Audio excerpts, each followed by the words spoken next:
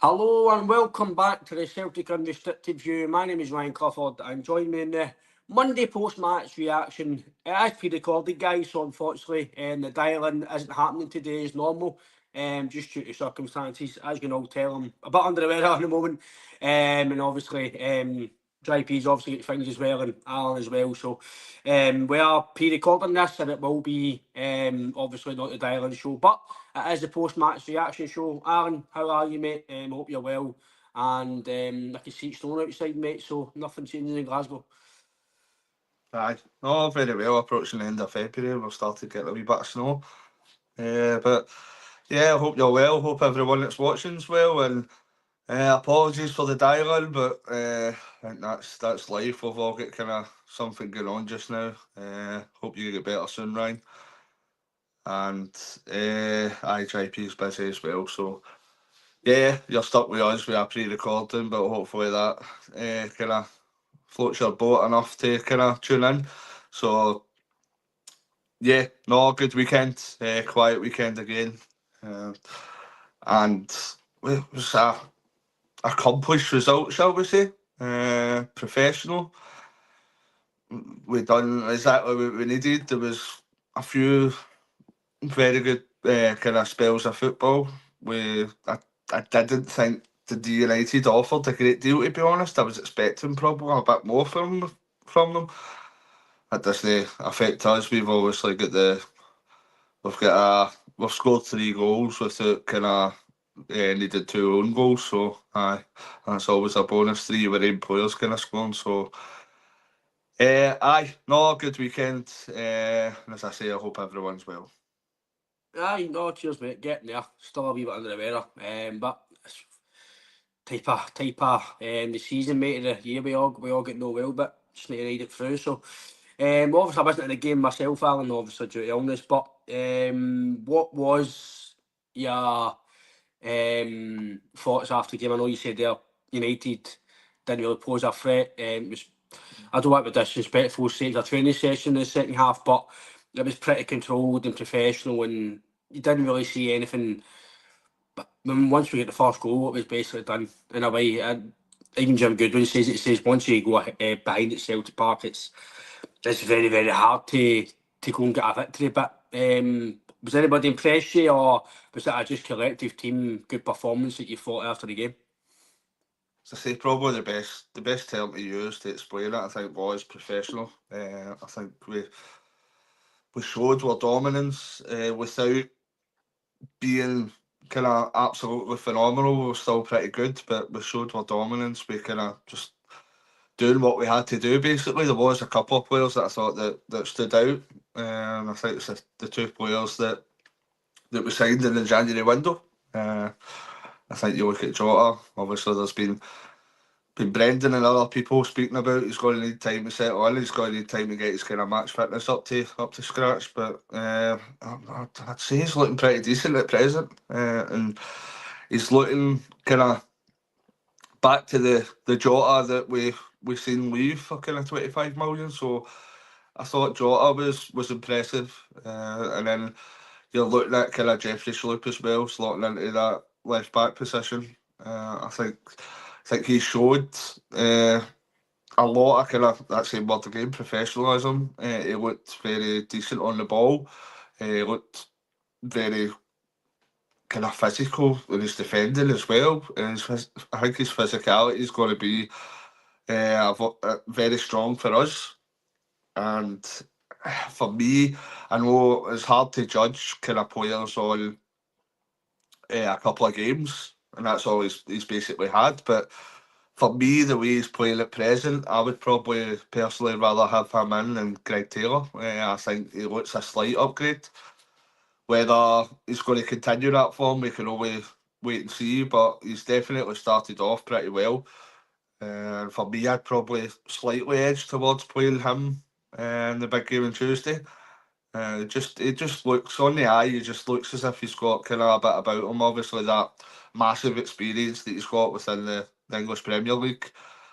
That's obviously shown just now. So yeah, when you're looking at players that's probably impressed, I thought kind of Jota and Schlupp. McCowan looked pretty decent as well, I thought. But overall, I thought the best two players were probably Jota and Schlupp, in my opinion. I think professional would be the word, Darren, to be honest with you. Again, Jota, fantastic goal. I know Idah will go to him as well. Can't finish later on as well. But I thought Jota was... You can definitely see he's got a bit of touch of class about him. And the money we pay from back, I think it will turn out a bargain, Alan. I think he's that bit of class and that Celtic you kind of want as a Celtic player, as a fan. You want to see he gets you up off your seats, and we have actually got. I know it's not a dial-in, but we have got a wee kind of point across, a wee view from our sponsor, Mr. Alex Beveridge. He was obviously going to come on tonight, the dial-in, but obviously because of the circumstances, we aren't doing that. But he has sent us a wee video clip in. It's a wee question for ourselves and obviously the viewers, and I'll get that in a wee minute. And it's about obviously Greg Taylor. Will Jeffrey Schlupp play? Here it is here. Morning, boys. Hope you're all well. Just thought I'd put a wee point across to you regarding Saturday's game. I noticed that a lot of teams they seem to pick out Greg Taylor in an attacking sense. I noticed it even more on the Bayern Munich game last week. And then in Saturday's game, when Jeffrey Schlupp was at left back, that area wasn't targeted. Do you think that is a given with some teams when they come to Parkhead or when Celtic go to their park, that they pinpoint when Taylor's playing that is our weak link? Because in recent matches it's becoming more and more prominent, even more so, as I said, the game to Bayern last Tuesday. And I just thought Jeffrey Schlupp on Saturday was at a different level. Really composed, really strong. He had a good relationship with Jota. And I just think that going forward to tomorrow night's game, I think we could snuff out Bayern from pinpointing that left back area with Jeffrey Schlupp in the starting line and Jota in the starting line against Bayern tomorrow night. We've really got nothing to lose tomorrow. Everybody's expecting us to go over there and get scalped. For me, I would go all out attack tomorrow night. And just have a go, rather than sit back and think of what ifs and maybe we've done this, maybe we've done that. Just go out and go for it. If we get scudded 3-4-0, so be it. At least we've had a chance. At least we've had an opportunity to attack them. I just don't want to sit back tomorrow night thinking, we'll get a wee breakaway, we'll do this, we'll do that. Just go all out attack. I think the Celtic support will, they'll back us if we go out and try and do something rather than sit back. Have a good time, lads. Hope you're all well, and I'll see you again soon. So that was a message from the sponsor. I have a wee question for the podcast. What's your thoughts on Bev's kind of question there on Jeffrey Schlupp, Greg Taylor? Is that in Europe especially probably, is that where Celtic are at the weakest, or do you think he's right in what he said there? Yeah, that's probably the simple way of saying it. Thanks for your question, Bev. Great question as well. I think, obviously, I'm not going to say we've been critical, Ryan, but maybe at the podcast, you and myself have maybe been the ones that have says that Greg Taylor we need an upgrade on. There's no disputing that Greg Taylor has been a good servant for the club. Considering we paid kind of 2-3 million for Kilmarnock for him. He's been here for a number of years and he's gave us pretty decent performances and he's been pretty reliable most of the time. But as we have said a number of times before, that left-hand side definitely gets targeted. Even more so when William Scales was there as well. I think teams, so natural, you're going to look for any weakness in the opposition. So even domestically and European-wise, the managers and the coaching setup are going to look and say, right, where's the easiest place to get to Celtic? And it's not necessarily having a massive go at Greg Taylor or the likes of Liam Scales, but you look at the other side of the defence and you look how strong kind of Alistair Johnston and Carter Vickers is. So it's definitely, it's obvious to see, it's clear to see that we have been targeted a number of times, and the majority of the time we're getting targeted down that side. Is it because Greg Taylor's kind of height, his physicality, his quality? I'm not so sure. I'd probably say, first of all, you're looking at his height as well.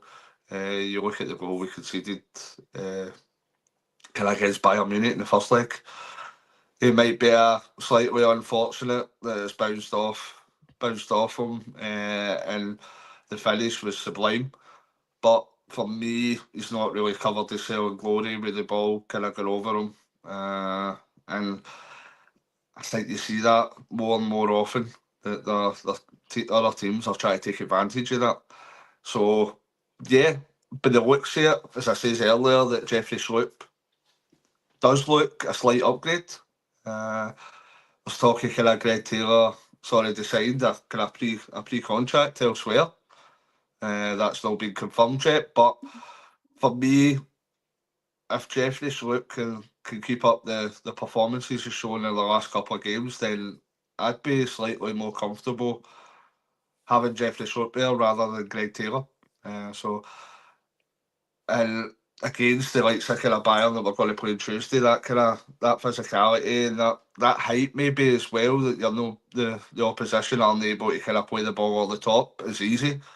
So yeah, my personal opinion would be to go with Schlupp. Whether Brendan agrees with that, there was a few players rested over the weekend, and you probably take that as a view that they're going to come back into the team on Tuesday.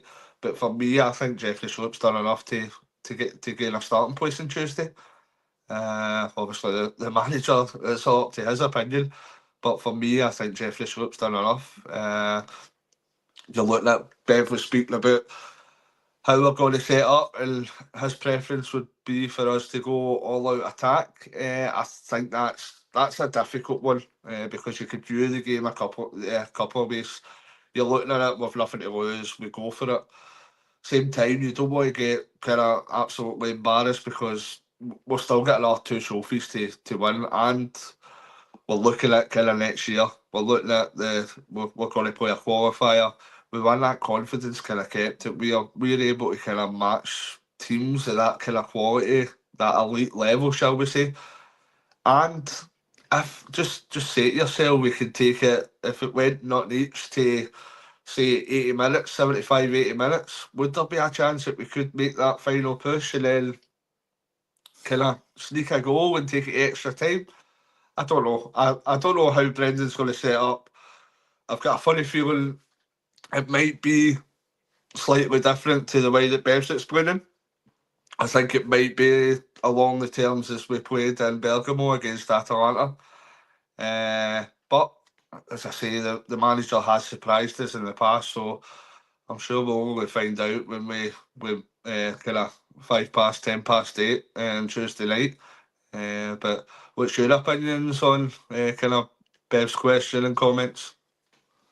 I think he's pretty spot on, to be honest with you. I've said it for a long time on here, Alan, that in my opinion it's probably the lesser part of Celtic in terms of quality wise, and that's no on Greg Taylor, it's no on anybody in the team. That's just in my opinion, it's just what I'm seeing.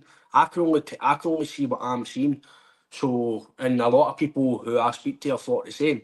So, like you say, Liam Scales and Taylor, by some of the data we've seen, that shows you that teams target that area. Because teams, listen, Celtic was saying they'll be if they play, obviously we'll touch on it, but if they played Maeda through the middle, is that because they can target Upamecano? Does Kim play next to him? I know he played the other day against Leverkusen, Kim. So will he play? So is that where Celtic will find their weakness? Because Bayern have got a weakness. They might be not very weak, but every team's got some sort of weakness, you can get it. So Celtic will try and target that if that is the case. And that's what teams, the majority of play went down the left-hand side. Mm-hmm. When we went to Ibrox, where did the majority of play go? The left-hand side. The Atlanta, the left-hand side. So it's I'm not sitting here, we're not making things up, it's just what we see through it. And That's a part of the Belgium. aye, but listen, on that question, I think Bev's right. I thought Jester was very good. Strong, he's physical, he's powerful. But like you said, you don't want to do too quickly because he's only played 2 games now, 2 games and then 1 off the bench, I think. So 2 off the bench, he started 1. So let him bed in a wee bit, but apologies. He's experienced, he's quick. He seems to be come in at the weekend there, done okay, pretty well. So I would say aye. 9 times out of 10, teams tend to target that side. Is it due to Greg Taylor's height?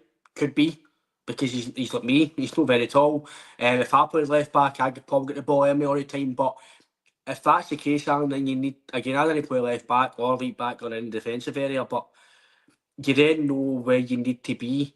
If your positional sense, if you know you can't get it height wise, we'll take 2 or 3 steps back when that's coming across in, and then you're not going to get done for pace or done for, well, you might get done for pace on the ball, but by at least you're not going to get by you because you've took 2 or 3 steps back to be prepared for that. And I don't think Greg Taylor was prepared for it. He missed his set, his body language, and that's not just the first game he's hand. So it's no. You look There's at, a part. you're saying that, Ryan. You look at the majority of the time when we come up against Rangers, how many times we're saying it as well, and the majority of the fan base let Maida have a go at James Tavernier. How many? So we're targeting what we think is a weakness as well. So it's no anything out of the ordinary that people and teams are going to organise themselves to kind of try and exploit our weaknesses, which is the left hand side. So it's no anything crazy. It's no rocket science or brain surgery. That's probably the weakest part of your defence is that left hand side, and that's just what they're doing. So you're spot on, mate. But there's also a positive to Greg Taylor is he is pretty good going forward now with this inverted role. So there's pros and cons of every player, but there's pros and cons of him in that position. So, but obviously with Kieran Tierney come in next year, but that will be a different topic. Will Greg stay? As they said, a pre-contract again. Zagreb's been the name it's been kicking about, but there's been nothing confirmed. It's all rumour talk, paper talk, agent talk. So we'll see. Obviously, near the time, Alan. I'd imagine if he's not signing a contract very, very soon, then I'd imagine he might be going to pastures new. But obviously, Greg will decide for himself what's good for him and the club and everything else. But obviously on that as well, another good man of ours, Francis Lester, who always comes on the dial-in, he was going to come back on tonight as usual. But he sends in a wee question, Alan, similar to what we're talking about there. I'll take that away, sorry, before you can see it. Basically, he says, will Brendan go with adding Idah through the middle in Munich and play the same way as we did at Celtic Park in the first leg and have Maeda on the left, Kuhn on the right and bring Jota on later on like we did last week to try and go for it in the later stages if we manage to keep them out at this time? Or do you think we will go for it from the start, similar to Bev says, will Jota be on the left, Maeda through the middle and Kuhn on the right to try and get back in it and obviously maybe try and hold on for a winner, take it to extra time, or if we can, even penalties. So again, Alan, that's some of what you were saying there. That balances it out in terms of what do we do? Do we go attack? Do we try and see how the game goes first, then go for Munich? But what's your take on again, Francis? Thanks for the question. Good question, mate. Good question for me and Alan. They can talk to, and obviously the viewers when this goes out, they can have a discussion themselves. But what's your thoughts on that, Alan? Yeah, Francis, thank you for the question. It's a very good point as well. For me, I think we've seen the difference when we changed it up when Maeda came through the middle. I think we gave kind of Bayern a slight scare. We obviously get the goal back as well, and it was a lot more productive in terms of our attack when Maeda was playing through the middle. I'm still kind of waiting to fully judge kind of Adam Idah at present. He has kind of scored a few goals in the last number of games. I think there's a lot more. Hopefully, there's a lot more to come for Adam Idah. He's still relatively young. He's still kind of learning parts of the game, etc. But I think you've seen a complete difference when we changed that up and put Maida through the middle.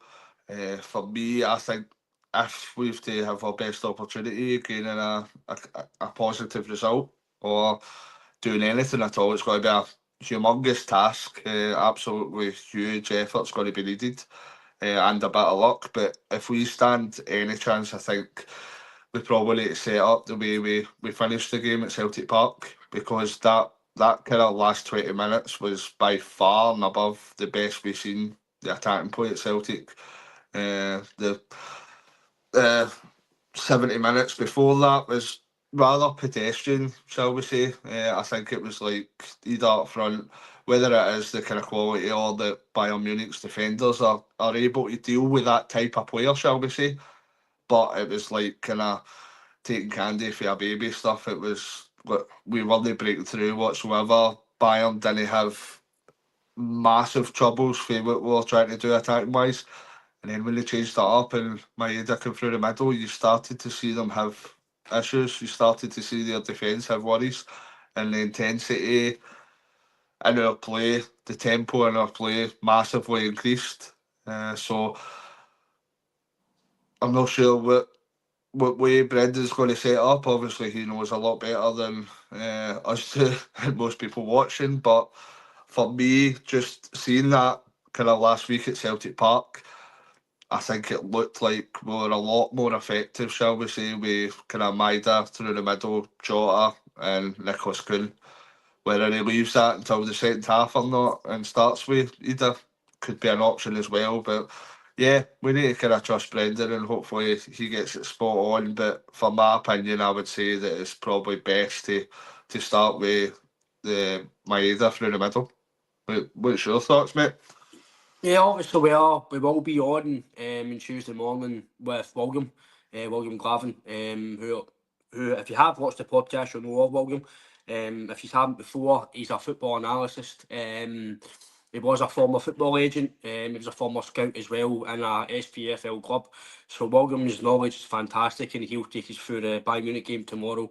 What he thinks of them and how we can combat their weaknesses and kind of try and get a performance and a victory. So, but yeah, Alan, I think for me it's a hard one, isn't it? Like you say, you can go 3 or 4 different ways. It's do you go for it and then maybe the first 10 minutes you're 2-0 down, or do you sit back and then as the game goes on you try and go for it? It's a very, very, like you say, Brendan will know how to.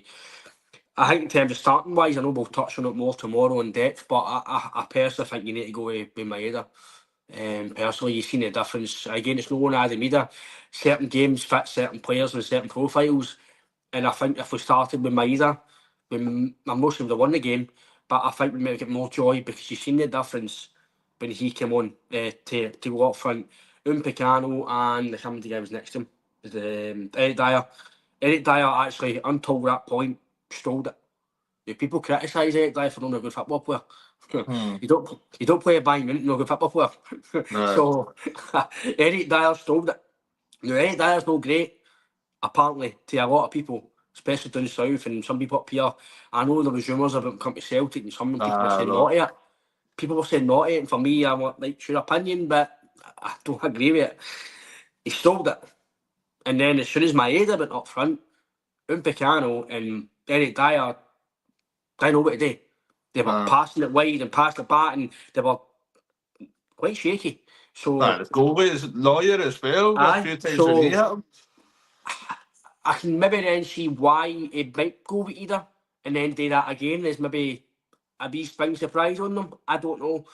But for me, I was going to say Adam there because I had Idah. Alan, that I would go with Maeda and I would go with Jota and I would go with Kuhn. I would go with Jeffrey Sloop and I would try and see how you go. And then if you need to change it, listen, you can change it. But I can then see why we go with Idah and Maeda and maybe Kuhn or Jota, because if you then need to change it, you can take either Idah off or Maeda off or whatever it is and then change it. So I wouldn't play Idah and Maeda. I would play probably one or two of them because I would rather keep one of them on. Obviously, I think Idah's going to be a stick on. So I would want to keep one of them on the bench because we've not got any other striker on the bench. Johnny Kenny, there's no disrespect to him, but you'd rather have either or Idah probably come on to play Bournemouth than putting Johnny Kenny in the deep end. I think that's a hard game to then go and show your stuff. So again, we'll touch on it as on Tuesday morning, Alan. But it's a good question, Francis, because you can set either way. So I would probably say start off strong and then see how we go, because I would rather not be too defensive, and then you put all your defensive basket and then you might be done, and then there's no point attacking if you're 3-4-0 down or 2-0 down at half. Do you know what I mean? The game's kind of passing you by, so you want to stay tie as much as possible, and we can get at them, Alan, because we've seen it. We've seen it at Celtic Park when we did get at them. Listen, they're a quality team. They're one of the best teams I've seen at Celtic Park. So, but you can get at them at certain plays, certain phases of play. But obviously, back to the game, obviously Saturday, Alan.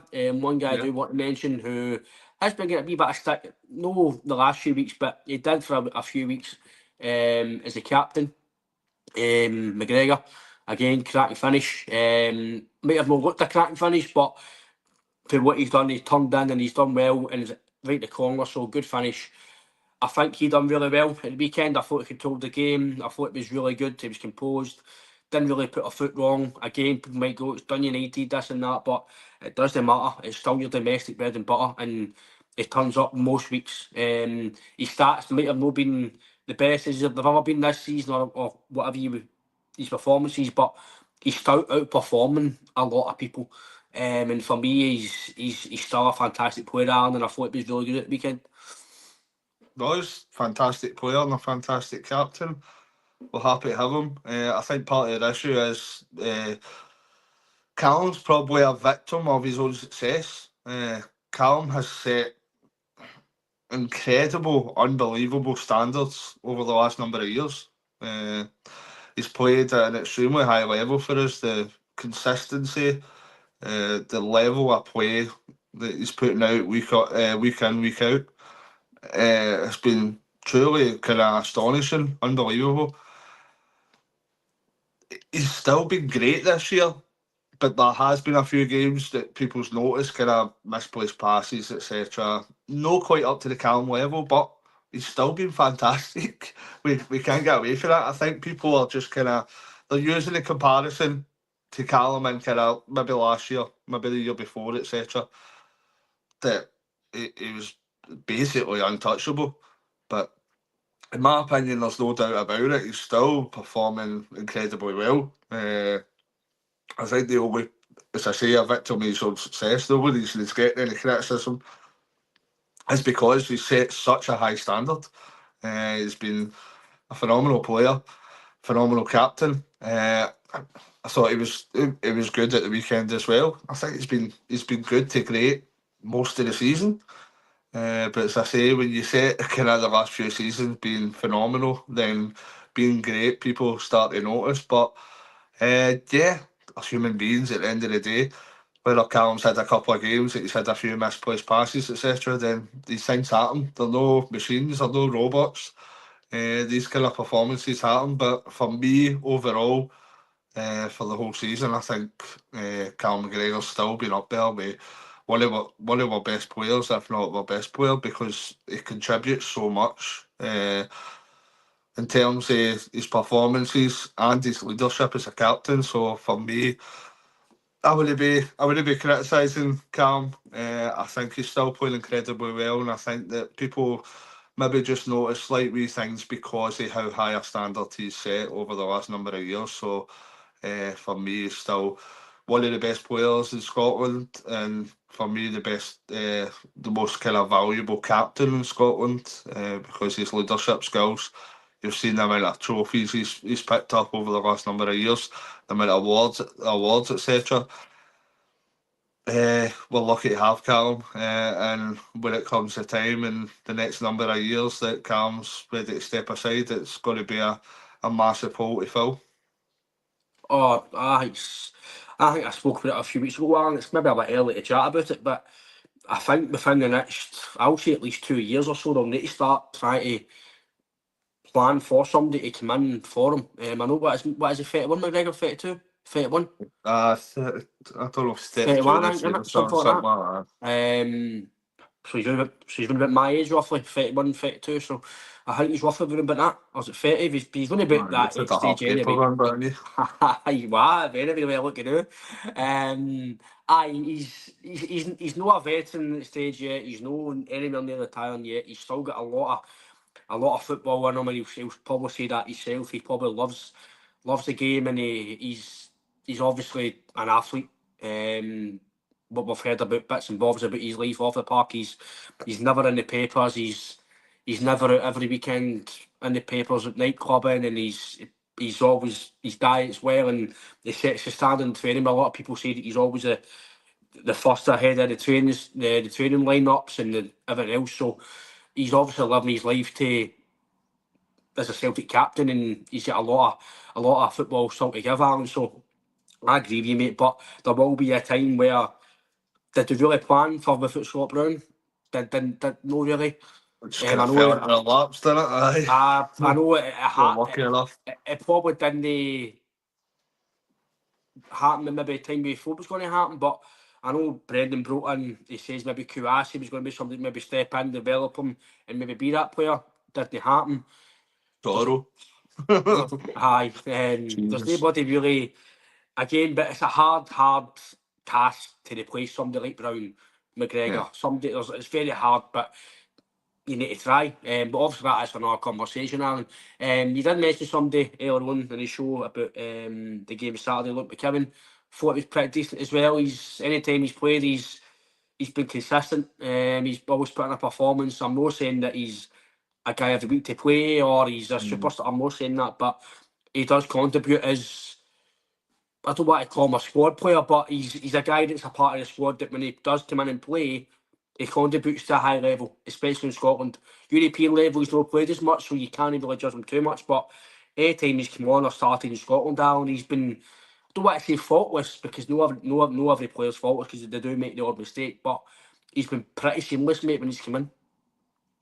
Yeah, no, he's a very good squad player, I'd say.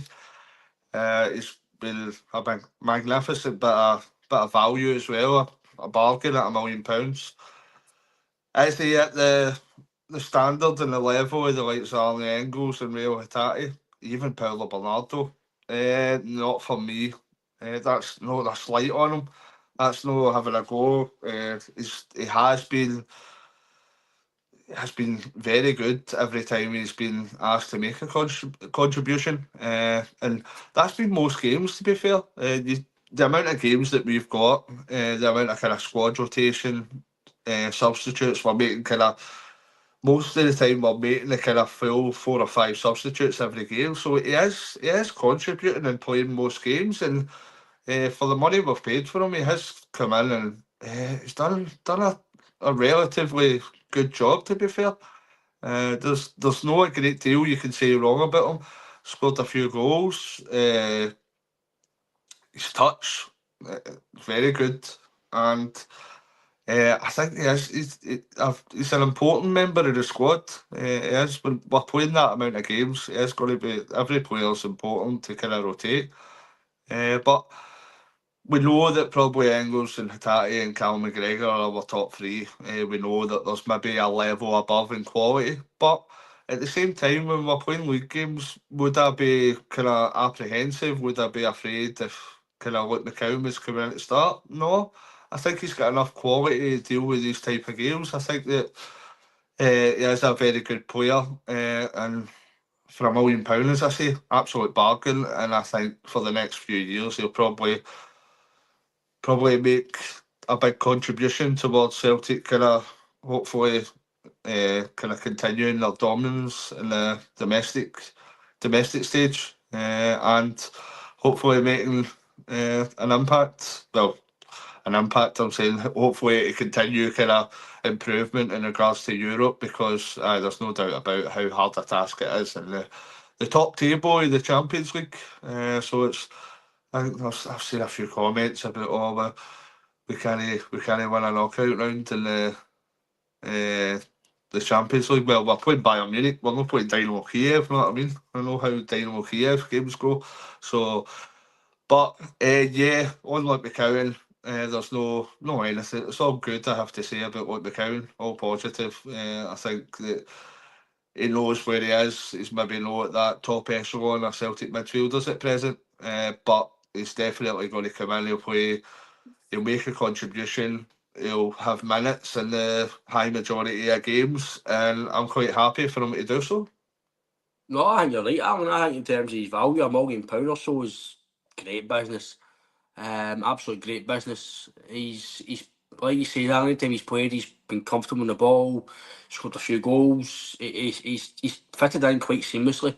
It's not took him a lot of time but it seems to get up to the fitness of the team, and his play's been relatively good. It's coincided by how we play. So no, plus he's obviously he captained Dundee as well, so you've got that leadership skills as well, and obviously he's a massive Celtic fan. So I know every player will try every game and they'll give it all for the jersey, but you know yourself, Aaron, and obviously when you support that team, there's an extra wee bit, that edge when you play, so to go and do well. So because it is, you don't want to let yourself down and your team down because you support the team. So, but no, I think he's a great player, Alan. I do agree with you that he's still got a bit of development to go to get to even Engels and Hatate and McGregor and now, but that doesn't mean he's a bad player. It's just I think there's he should just be getting a certain- call Aye, for Mr. no, Clark, aye. by the way. I think he should be getting a Scotland call up if the likes of if he's calling up the likes of Kerry McLean, Ryan Jack, Conor Barron, man, I'm sorry. I'd rather have Aye. kind of the likes of Luke McCowan in that position. So I'd feel it'd be extremely hard done by if he isn't even considered for the next kind of run of games for the national side. I would think you should get a call up, Alan. Yeah. Definitely. I don't see why no. He probably deserves it because, like he says, I know Ryan Jack, I know here and now, but in the past, when they've not really been playing well, they've been called up for Scotland. So, same with Ralston. Ralston's no played for Celtic some games, but yet he's get called up. But I'm just trying to use this as a scenario. So, McCavin's playing certain games, and when he's playing, he's doing well. So, he should be getting called up, in my opinion. At least give him a go, see how he is. It might not be international stage, might not be for him. He might not be up to it, but who knows? But you can't judge until you give some of the game time. And like you said, if it's the Nation Cup games, if it's friendlies, I don't see why no. Any player we can get in, Alan, for Scotland's obviously it's better for us because we've not got a massive pool to pick for. I think Midfield's probably our strongest area, but but in terms of overall, overall, I don't think we've got a massive. I don't want to say a quality, but we've no. It's the way you can go and sign players. Like Celtic, you can go and sign somebody to make us better. With Scotland, yeah, that's it. Because up front, we're probably struggling. Adams isn't an out and out number 9. Doesn't get you 30 goals a season. Shackman's well after the boil. Lyndon Dykes no doing the best for bumming them. And I think the only other guy was a boy Brown. I think he was a hold on where he is now. But we've not really got much up front. Defensive wise, we're very good in terms of left back. Robertson, Tierney. You've got Hickey coming back soon, maybe next after pre-season. Defensive wise, we're probably missing a quality 2 centre backs and a quality striker, and maybe a goalie now, Alan. So, aye, but obviously we'll touch on Scotland and maybe we'll go along later on in the season. Bain, but no? Scott Bain, I'd maybe give that a few years ago, mate. But another player what I mentioned as well, obviously, you touched on a wee bit for European side, Adam Idah. Just on the game of Saturday, I thought his goal was tremendous. I think it's no matter what you think of him, how he did in the game or whatever, but that goal was a very hard goal to keep down. He could have ballooned that over the bar. So they've got to say fair play, crack finish, and hope for that adds to his confidence and they can kick on now. Fantastic goal. Incredible goal. Great finish. We're trying to stay on the positive side with Adam Idah. Obviously scored a number of goals. Without that goal at the weekend, did he come across well enough before that? I'm not so sure, but we're trying to be positive. He is kind of gaining confidence. He scored, considering he had scored a lot kind of the first part of the season. You're looking at the last number of games. Is it 5-5 or something? Something like that, aye. Something like that. So hopefully he has turned a corner. As I say, it's a fabulous finish. He's hopefully with the confidence that you're saying as well, that helps him grow as a player. Brendan obviously likes him what he's doing. So great trust the manager. As we said, Adam Ida's still young, still got a lot of time to develop. He has got some of the attributes that we'd like to see as a Celtic striker. Just has to probably show them a bit more. But if we're being positive just now, I think in the last number of games he has been a very good player for us. He scored kind of a number of goals. So yeah, here's hoping that he can kind of take that confidence for goals like that and use it to kick on and improve within his Celtic career. Aye, no, like you says, Alan, you can only criticise or praise at certain times, and you just see, you talk about what you see, and I didn't think he done great the first part of the season, but obviously the wee man's left, Kyogo. Since then, it looks like he's got a wee spring in his step. Maybe he likes the responsibility of being the main man. Maybe that spurs him on. Maybe that makes him into a more confident player. It could do. Some players like that responsibility of being the main focal point, and that could be to a positive aspect to Adam. So, no, and to his finish, Alan, his finish was tremendous. Agree with you. Maybe certain parts of the game he can maybe done better or maybe shown for the ball better, but he can't be too critical because that finish was tremendous. It's the same as like Jota, right? Jota did make the odd mistake in the game, but then what he does well, it's wow, it's brilliant. Yang, exceptional. Yang done decent to be fair tonight. He's come on to a wee game the last few weeks. He done well, but he's not got an end product. I know he had against Rafe Rovers, but overall, his end product's no great.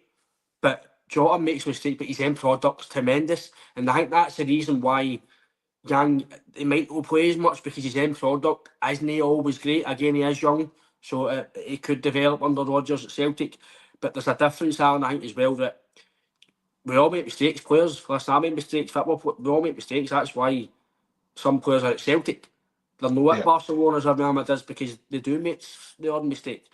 But Jota makes a mistake, but then he goes and does that. McGregor makes the odd pass, it might not be good, but then he recovers that ball. He does this, he does that on a consistent basis. And that's probably the only criticism I can give Yang now is it's his end product. I know he scored a good goal. I'm talking about as an overall consensus and being here. His end product is what lets him do big time. He might do a good thing, but then he'll take the man on and then he'll run the ball to the park. But Jota will cut back. There's a difference. That's the only kits I can give you, Young Aaron. I know is he's doing well. He's developing a bit better for the last few weeks. But his end product is, for me, overall, no for the Rafe game and no for the Bayern game. Overall, that's what I think he has to improve on. If he improves on that, then he might get more game time under Brendan Rodgers. I think a lot of his game times came before Jota came in that we didn't have many options. He's maybe improved in the last couple of games, but for me, before that, I don't want to be too critical, but his performances have left a hell of a lot to be desired before that. I'm behind every Celtic player and want them all to do the very best possible and be great players for our team and club. But Jan's got a long way to go, for my opinion, to change. At present, I don't see him being a starter at Celtic. I don't see him being at that level that we've got just now or that Celtic as a club require. But as you say, he's young. We try and put a positive spin on it. He's young. Brendan's working with him. We've seen it in glimpses. We obviously seen it when he came on against Bayern Munich, which, to be fair, I've praised him massively about that kind of short performance, shall we say. But we need that over a prolonged period of time. We need to see that for I know wingers can be kind of inconsistent, shall we say. That's usually a lot of the wingers kind of come in and out of games, but I think for large majorities of Yang's Celtic career, he hasn't been up to the standard that we require. But as you say, the last couple of performances he's put in have been decent. So let's hope he's came to a turning point, and he's ready to kick on, and he's probably hoping that he's going to be an important member of the squad, rotational squad. So yeah, we're all Celtic fans, Celtic supporters, and we get behind the players fully. But I think for me, it's got a bit to go before I change my mind completely about where I see Yang in the future. No, that's fair, mate. Like you says, he has done well the last few weeks, but at Celtic you need to do that on a consistent basis. And again, if he gets more game time, hopefully can improve that. I do think he is.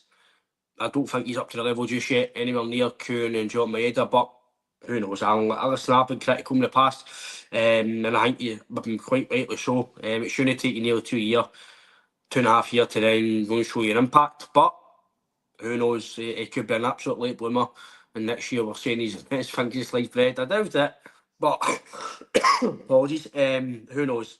But the last bit I want to touch on before we can end the show today, obviously came out yesterday the other day. I seen it about the player sales in the last 10 years. I think it was like 200 million or something we've got or something. You'll know the stats more than me. I've got a photo in my phone. I forgot to have a I look know, I said yeah. I don't. 274 million, I think, to our nearest rivals was like Aye. 75 million.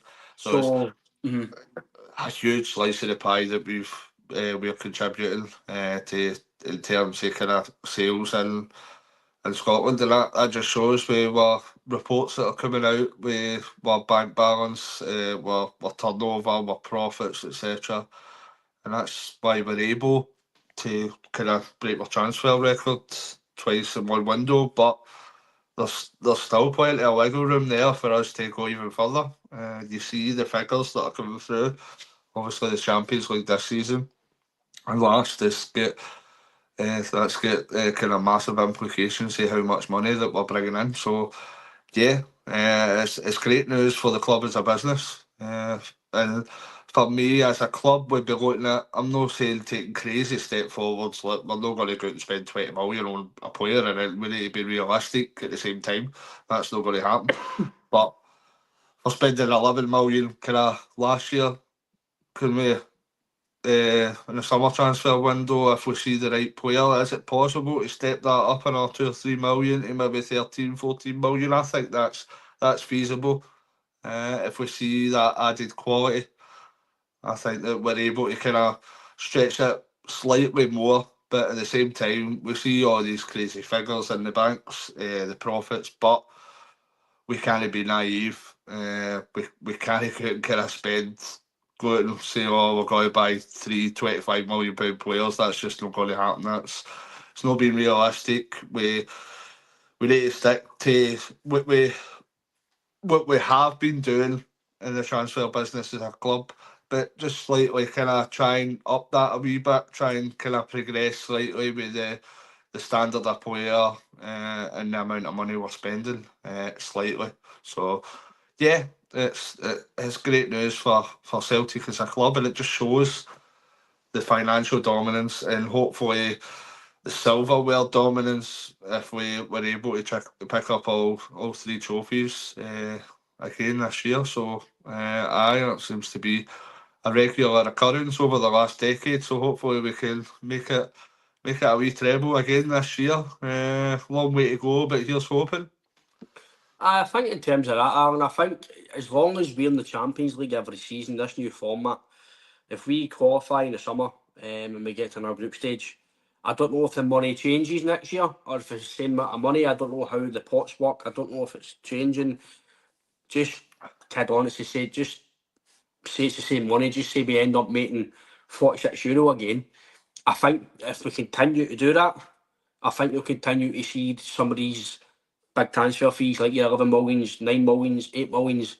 Very rarely will I think you see going and signing £1 million player again, unless it is a bargain like with the Kevin or somebody in Scotland. I think you'll see the majority of them being your 5 and 6s. And I know I get in Barcash was that price, but what I mean is proper guys that you've looked at no panic buys, just, all right, we'll give 5 million. Guys you know that are going to come in, 9 times out of 10, we all know players can be gambles. But if you've scouted somebody like Engels, he's starting to prove that he's been decent, starting to show maybe why he's been paid that money. Idah, yes, maybe there's a bit of, don't know about him, but he's scoring goals. So if he continues to score goals, then the £9 million been paid back because he's helped you in Europe and everything else. Bernardo, £3.5 million, bargain in my opinion. Trusty, 6 million. Vickers, 6 million. Jota, 8 million. So I think if we continue to qualify for Europe, I think we'll continue to see that type of business getting made. I don't think you'll see many 1.5s and 500 grand players anymore. As long as we're in Europe, Alan, I think that's the key. I think as long as we're in the Champions League, Celtic will keep pulling away. I think that if you have one season out and then you're back in again, I think you'll still be the same because you, like you say there, obviously the 10th season didn't work out, but because of how well we ran, we had a lot of money to then give Ange a rebuild to then go again. So I think if you didn't qualify and you did get in Europa League, you'd have that cushion there to still spend a bit of money to help you towards that again next season. So I think as long as we're in Europe, Alan, in the top table of Europe, I can't see Celtic no spending. I'm not saying £15 million, etc., but I can't see them at least spending 10, £11 million on one player every season. No, definitely. It's all so positive. Obviously, it's not just, oh, there's a player at 12, 13 million, go and spend it. If we're seeing that right quality and it ends up that the player, we need to spend that extra couple of million beyond what we spent for Engels, then I think we've got the capacity, the capabilities to do that. You obviously see financially that it's feasible for us to do that. So, yeah, I think year on year we should be looking to try and build up the value of the squad, shall we say, the players that we're bringing in, because it seems to be working with the players that we're selling as well. So when you're looking at, if you're taking that up a scale, if we're selling kind of Matt O'Reilly for 30 million, 25, whatever it may be, then how much would we sell? I'm not saying we want to sell Engels, but how much would he go for? Is that a step upwards again? Who knows? And then the next one that we bring in, if that's more than what we paid for Engels, that could be a bigger transfer fee in turn. So yeah, it's all about kind of trying to grow financially and the quality of the squad. And as you say, if we keep qualifying for the top table, the Champions League, then as a team and a club, I'm sure we're going to be in a very, very good place. No, definitely, mate. I think that's the key. It's the European side. As long as we're in Europe, then at the top table, the money's going to keep coming in for every capacity, and you're just going to keep as long as you do it properly, you're going to keep just pulling ahead, mate. But no, that's been a good chat, mate. Good kind of good interaction from Bev, our sponsor. Thanks again, mate. Francis, thanks for the question. We will be back obviously next week normal for the dial-in. Just this week, obviously due to circumstances, we couldn't obviously do the dial-in tonight. This will be going out in later afternoon. So I hope you can all tune in. Please like and subscribe to the channel. Please like the wee video. It does help us get out there. It helps the channel. It helps us grow as a channel. Please subscribe. It lets you know when we're on. We'll be back on Monday morning. We'll let you know the time. It will be roughly between 10 and 11 o'clock. With William Glavin, the football analyst, going through the Bayern Munich game. It will be live on all the channels. Also, if you have, just tune into the podcast as a whole, the channel. If you don't know, we are currently doing our live bonus ball. It's a signed Joe Miller jersey, and it's signed and framed by Joe himself. It is £5 per ball. There is 14 balls left, so not long to go. All you need to do is pay into our PayPal, it's underneath the wee running bar. It is ryanclifford9@aol.co.uk. This is the signed jersey here by Joe. It is signed by Joe. And it has obviously got the authenticity. I've got it right today, spot on, first time. That's obviously the most important thing. People like to obviously know it's real and it's not obviously been scammed. That is the signed to show the proof. a wee plaque as well from Joe. It's hand, just to show it's hand signed. Joe with the cup and a photo of the actual jersey framed and signed. It is £5 per ball. If you do want to take a ball, that would be absolutely fantastic. There is PayPal there. It's ryanclifford9@aol.co.uk. If you haven't got PayPal, you can let us know. Myself and Alan and JP, we are on Twitter. Personally, myself and JP are on Facebook. Personally, we've got TikTok as well from the podcast, and all social media platforms we are on.